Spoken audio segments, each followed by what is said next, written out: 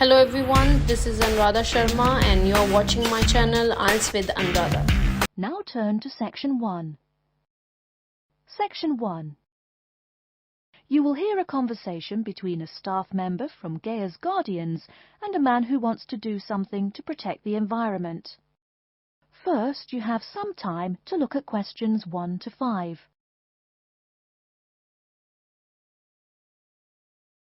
You will see that there is an example which has been done for you. On this occasion only, the conversation relating to this will be played first. Hello, how may I help you? Well, I've been seeing these yellow boxes in front of a lot of houses in my neighborhood. Just wondered what they were for. I noticed your phone number on all of them, so I called. Could you tell me about your business? We do recycling, but we're not a business. Gaia's Guardians is a non-profit group. We encourage recycling as a way of protecting the environment.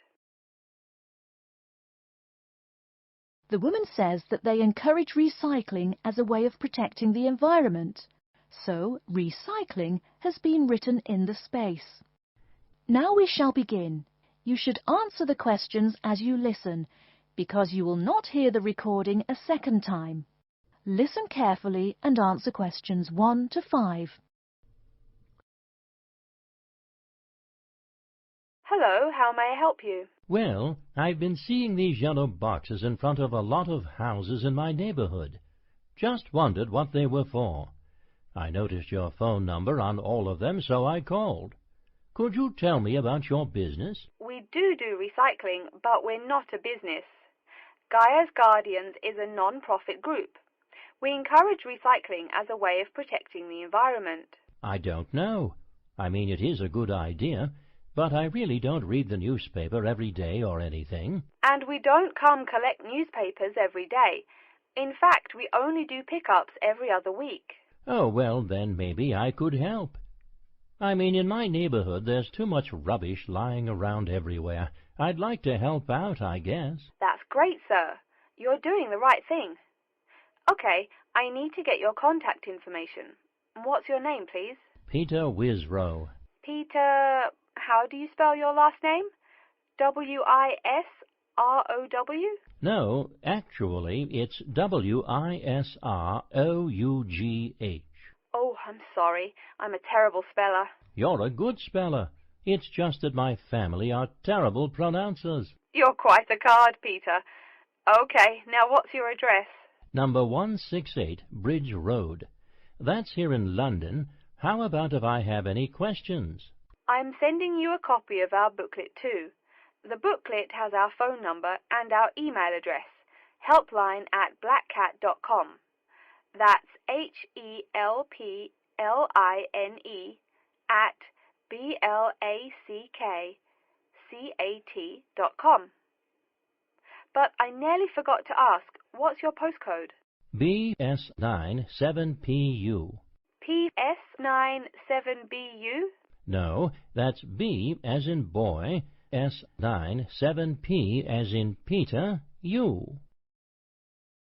Before you hear the rest of the conversation, you have some time to look at questions 6 to 10.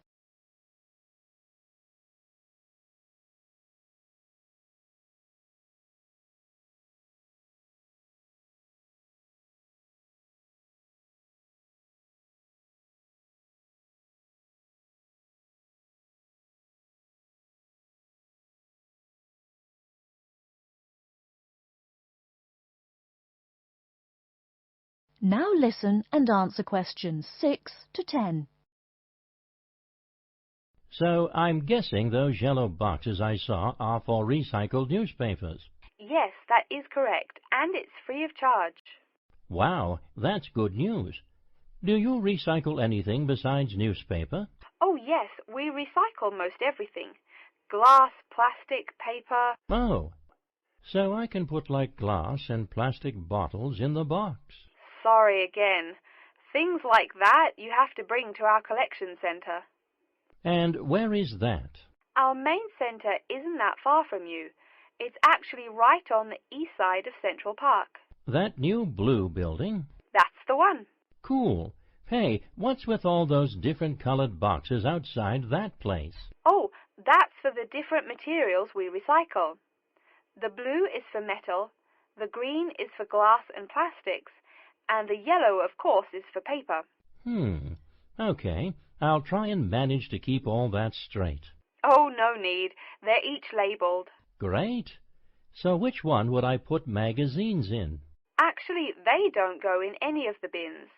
Unfortunately, magazines can't be recycled because of the material they're made of. It's such a waste. So, would you be interested in volunteering? I'll think about it. Could you send me some more info? Absolutely. Along with the newspaper box, I'll be sending you our booklet, Savvy. That is SAVVY. It tells you about what you can do to protect the environment in your daily life. Plus, it lists things you can do as a volunteer with our group. Hey, that's cool. Thanks. My pleasure. Do you have any other questions or concerns? Nope, that's it. That is the end of section 1. You now have half a minute to check your answers.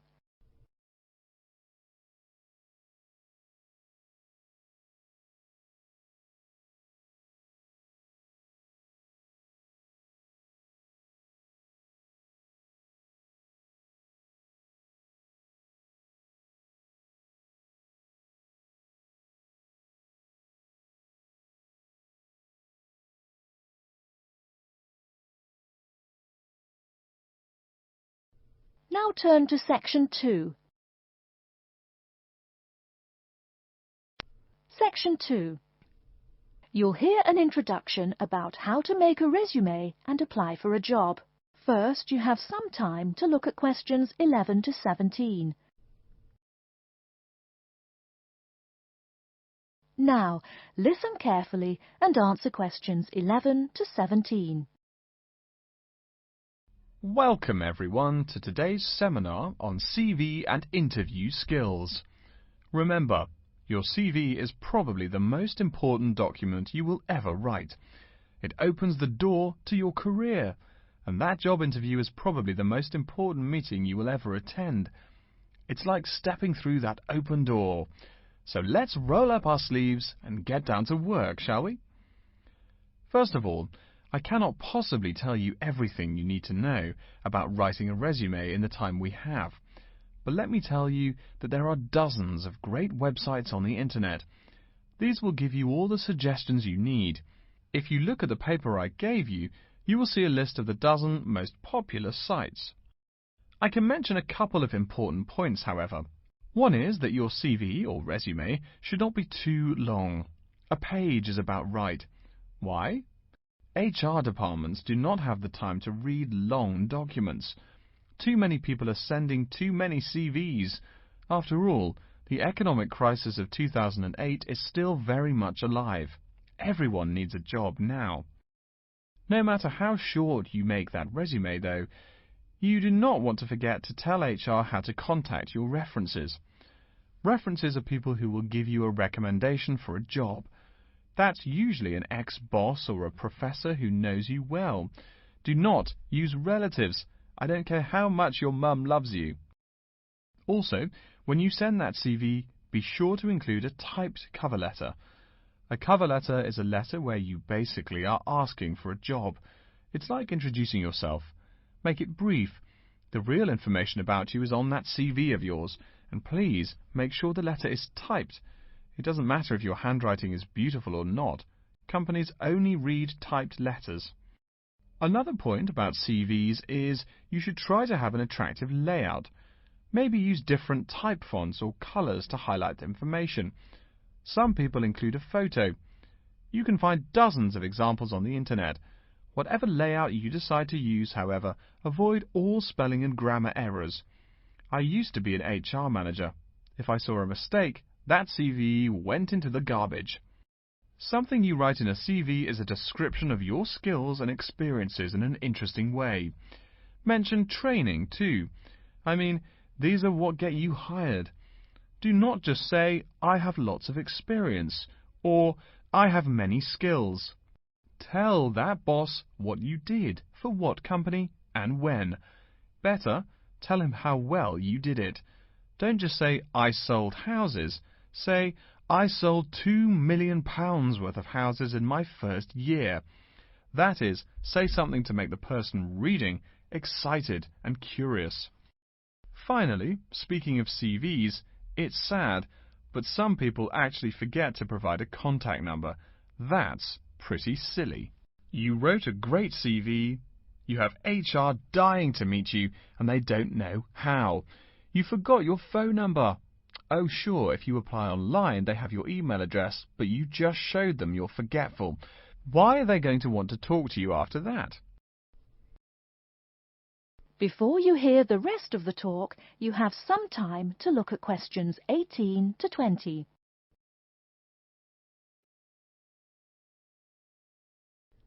Now listen and answer questions 18 to 20. Alright, moving on to the actual interview. I'll go over what you need to know by the end of it, and what you can discuss and negotiate on later once it looks like you'll be offered the job. First, there's working hours. It's not that necessary to hammer out the hours off the bat, especially since it's easy to come off as lazy when the first thing you bring up is how much you're going to have to work. You can also find out more about possible promotions later on. It is important, however, to get a feel for how much you'll be paid. You should make sure the salary range is commensurate with what you're worth, and if you're not, you can move on to better opportunities. Being sure you're going to make what you want to live on is much more important than issues like your pension. You're all so young that your pension is not going to matter for quite a long time. You should find out about what skills you must know for the job and what they'll teach you. In addition, if the company will provide training, you should find out how long the training period is and whether it is paid. Beware of any jobs that want you to train for a long time without appropriate compensation. Speaking of compensation, find out about holidays as well. Do you get paid vacation time? Are you allowed to take personal days? Do you have to work on national holidays? Once you work out these main issues, you can move on later to details like the location and expected attire and whatnot. Wow, that's a lot of information. Let's take a break so you can think everything over and ask any questions you may have. Don't hesitate to come and see me if you need any clarification on all this stuff. That is the end of section 2. You now have half a minute to check your answers.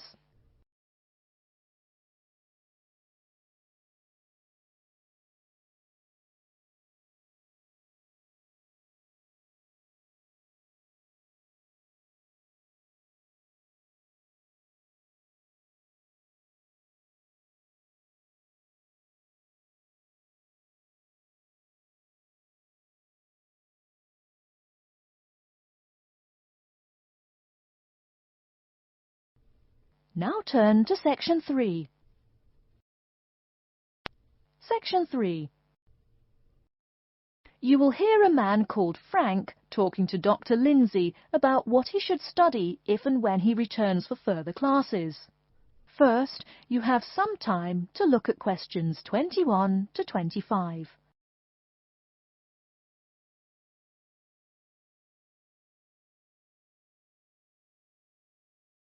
Now listen carefully and answer questions 21 to 25. Hello, are you Dr. Lindsay, the returning students advisor? Yes, that's right. Are you Frank? Your appointment wasn't until 2, but that's okay. Please come in and have a seat. Thanks. I like to arrive early whenever I have anything to do. That's certainly a praiseworthy habit. Let me see. It looks like you've taken a long break from school, and I understand you wanted to have a chat about what you should study if and when you return for further classes. It's such a big challenge. I don't know if I'm crazy for doing this or not. Believe it or not, I know exactly what you mean. Before I began working here at the university, I taught primary school for nearly 10 years. It takes a lot of courage to go back to school. I feel more shy and scared than the primary students I teach. In the schools I taught, I found today's youngsters are very sure of themselves. In terms of intelligence, I have a lot to teach them, and the maturity level of much of my class leaves something to be desired. But in terms of confidence, wow, a lot more confident than I am now, that's for sure. Stop fretting. A brave man is a coward who refuses to run. Let's talk about your strong points. You seem an intelligent man. What is it you would like to study? You see, I've been teaching children for a few years, but I think I'm happier teaching adults. I think teaching students in middle school is much more satisfying because they end up being much more grateful for your work. If I may ask, what got you interested in teaching adults? A lot of things, I guess. I met my future wife back in my first year of college. She always complains that I was more interesting then. She says that now I talk like I'm 7 years old. That's probably from being with children all day. Again, I know just what you mean. My husband used to say the same thing about me when I taught kindergarten. Anything else? Well, yes. Fairly often now I run into former students and we talk. Some of them are getting close to being grown up. I guess I think more and more about how people develop over time. So I'm interested in the results of education, you know, the final stages. I see. Well, coming back to the university can be both difficult and very rewarding. There are some problems unique to returning students, you know, older students like yourself. What do you think is your greatest weakness? Well, I actually think my confidence is getting better. I'm definitely overcoming my introversion and starting to be much more comfortable in front of a class. To tell you the truth, I'm afraid I'm rather behind the times about many things. It's more difficult for me to chase after the popular things youngsters are fond of, such as iPhone, Twitter, if you name it. I think I understand. Before you hear the rest of the talk, you have some time to look at questions 26 to 30.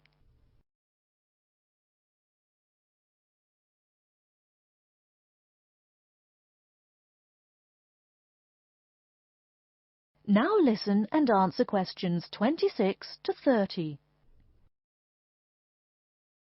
How old are you? 35? People at your age still go back to school for further education. I was a bit the same way. I mean, I didn't study at university till after I had a family, a husband and one child. My point of view was a lot different from your average 18-year-old girls, I can tell you. Gee, that sounds pretty rough. A family and college? Clearly you weren't unsuccessful, though. It was, Frank, it truly was. My first term at school was extremely stressful. But, excuse me, you're not here to listen to my life story. We're talking about your plans. Is there anything unique I should know about you or your past experience or plans? I'm afraid not. There is nothing interesting about my career or plans. It's really not too impressive. Now, I forbid you to talk like that. This is your one life, and if you're not interested, why bother living it? Don't be so humble, Frank. Okay. My wife says I'm a wimp. Let's talk about your dreams a bit. You want to teach adults, you said. What would you like to teach them? Well, when I first came to college, I really liked languages and literature. A lot of people have told me that for practical reasons, it would be more rewarding to choose business management as my major. But I made up my mind to study liberal arts once I got the idea of going back to school. I must say it's refreshing to meet someone who knows there's more to an education than computers and finance.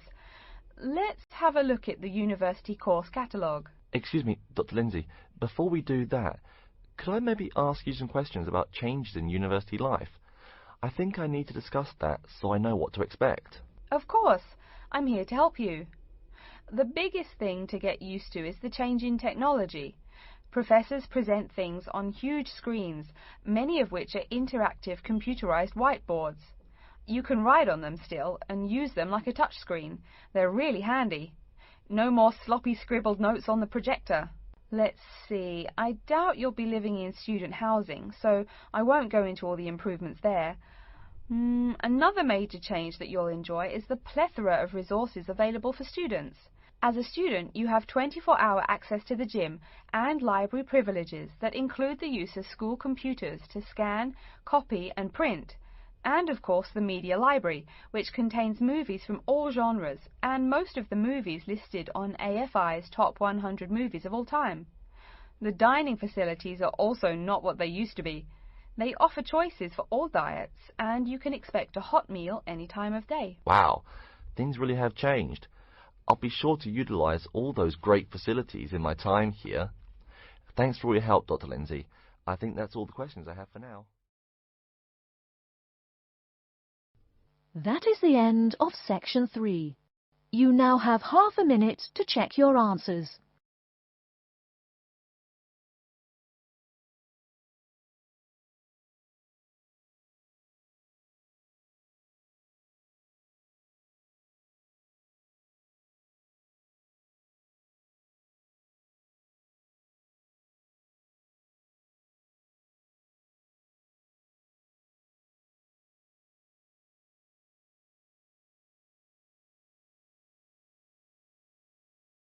Now turn to section 4.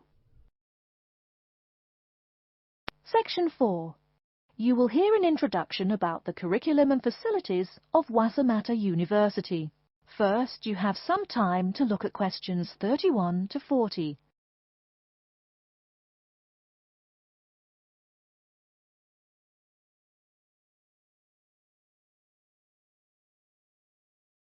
Now, listen carefully and answer questions 31 to 40. Okay, and welcome back. During the short break we just took, several of you approached me with questions. So before going on with the orientation talk, I'd like to address those queries. As I found, if one person asks a question, probably a dozen others are wondering about the same thing. The first question is whether Wassamata University employs modules technology as an instruction method. The answer is yes, we do. At least that's what the university catalogue says. If some of you don't understand what modules technology is, don't worry. I googled the word but couldn't find it. Apparently, though, it's a method of broadband wireless access. At least, that's what an American company's website told me. But again, don't worry. If you need to know something more, your professor can tell you. Another question someone asked me was what tomorrow's workshop on research methods and skills was about. Well, research skills include any method you can imagine for finding and presenting any information you need. That's not just schoolwork either. Writing English, the native language for most of you, and finding a job are also research skills. And yes, those will be addressed in tomorrow's workshop. As you know, Wassamata University is one of this country's premier universities for the study of the dismal science, economics. Some of you, it seems, want to get a jump on their classmates. During the break, half a dozen of you came up and asked me where to find economics tomes. I know it's odd, but this school's library holdings are divided up between two libraries. Economics books are in the old library. If you look out of the window behind me, you can see it. It's the red brick building. Oh, before I forget, you economics types also need a lot of math, am I right? Well, those math books are neither in the old library nor in the new one. They can be found in the math department building. Why am I telling you this? Doesn't the invisible hand guide economists? Maybe it's good you asked. In 2008, that hand shoved most of the world economy off a cliff, didn't it?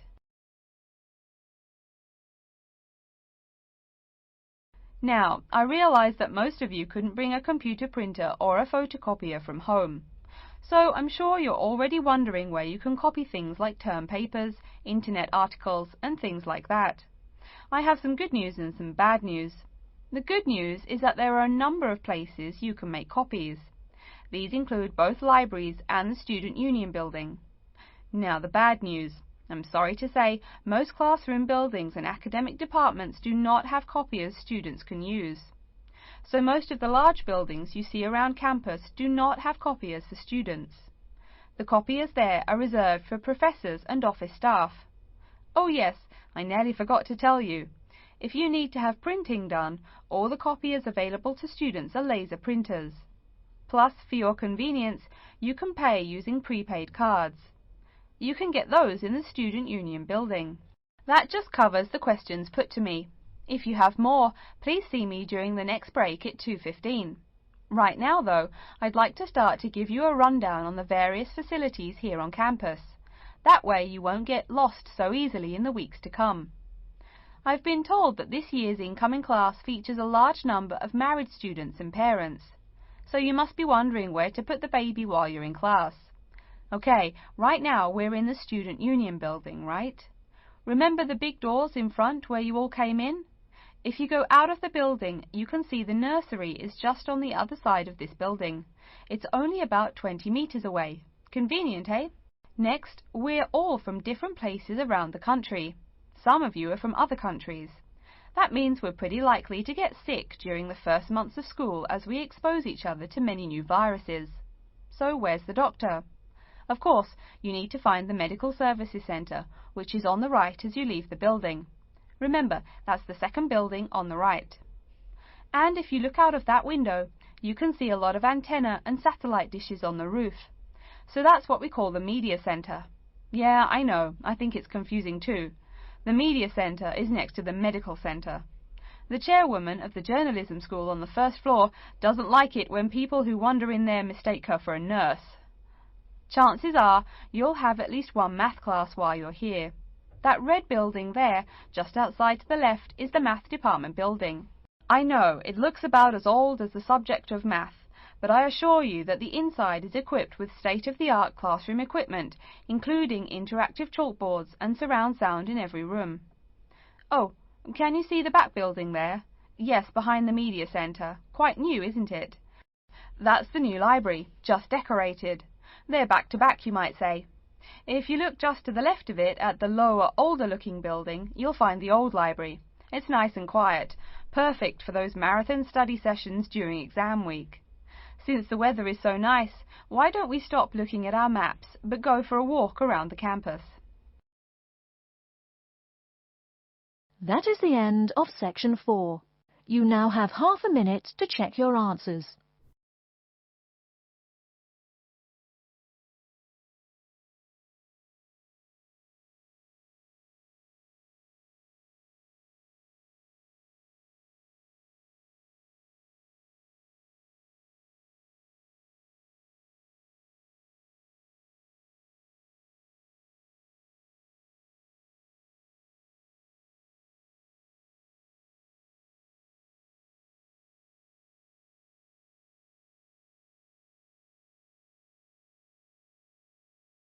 Thank you for watching and stay tuned for more videos.